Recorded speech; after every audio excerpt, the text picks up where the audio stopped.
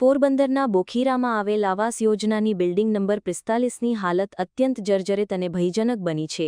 સ્થાનિક રહેવાસીઓના જણાવ્યા મુજબ બિલ્ડિંગના પિલ્લરમાં ગંભીર ધોવાણ અને તિરાડો પડી ગઈ છે। પિલ્લર કોઈપણ સમયે તૂટી પડે તેવી સ્થિતિમાં છે।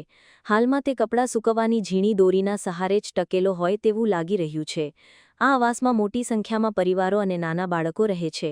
સાંજના સમયે બાળકો રમતગમત કરતા હોય છે ત્યારે કોઈ દુર્ઘટના સર્જાય તો તેની જવાબદારી કોણ લેશે તેવો સવાલ રહેવાસીઓ કરી રહ્યા છે। ગત 15 દિવસમાં આવાસની અનેક જગ્યાએ છતના પોપડા પડવાની ઘટનાઓ બની છે। તેથી મહાનગરપાલિકાનું તંત્ર તાત્કાલિક જાગે તે જરૂરી બન્યું છે। જય સિયારામ ભાઈ। હવે આજે આપણે બોખીરા કેકેનગર આવાસની બિલ્ડિંગ નંબર 45 હવે 45 નંબરની બિલ્ડિંગમાં અત્યારે પિલોરની તમે દુર્દશા જોઈ રહ્યા છો કેવી છે।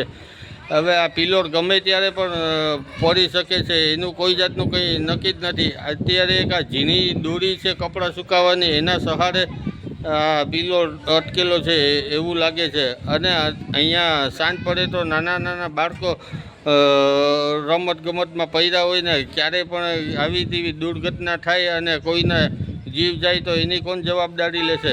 હમણાં જ 15 દિવસની અંદર કેટલી જગ્યાએ છતના પોપડા પડેલા છે। આ તો ભગવાનની દયાથી કે કોઈ જાતની કોઈ જાનહાનિ નથી થતી। શું તંત્ર હજી કોઈના જીવ જાય એની રાહ જોઈ છે કે શું એ જ કંઈ ખ્યાલ નથી પડતો। હવે અહીંના લોકો તો એમ કહે છે કે આ આવાસ છે કે કારાવાસ છે એ જ કંઈ ખ્યાલ નથી પડતો।